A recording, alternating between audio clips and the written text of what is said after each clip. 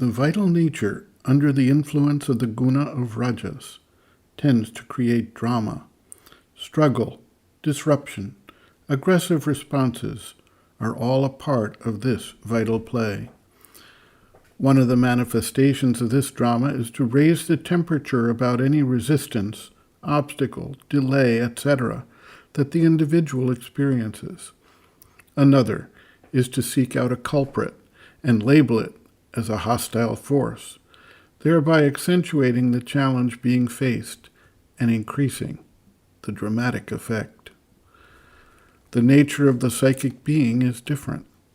It tends to be a quiet voice that recommends, guides, and maintains a constant, patient presence that has its influence grow over time as the seeker begins to hear the voice of the soul. Images from material nature illustrate the difference.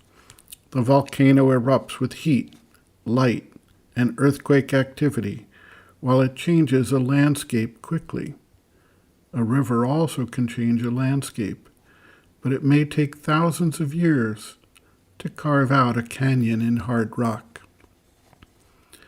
Sri Aurobindo writes, quote, "The method of the divine manifestation is through calm and harmony, not through a catastrophic upheaval. The latter is the sign of a struggle, generally of conflicting vital forces, but at any rate a struggle on the inferior plane. You think too much of the adverse forces.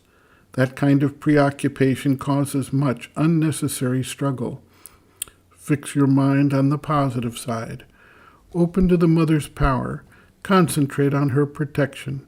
Call for light, calm, and peace, and purity and growth into the divine consciousness and knowledge. The idea of tests also is not a healthy idea and ought not to be pushed too far. Tests are applied not by the divine, but by the forces of the lower planes, mental, vital, physical, and allowed by the divine because that is part of the soul's training and helps it to know itself, its powers, and the limitations it has to outgrow.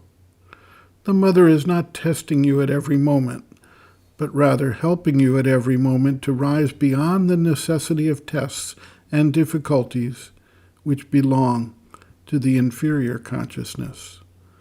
To be always conscious of that help will be your best safeguard against all attacks, whether of adverse powers or of your own lower nature." End quote.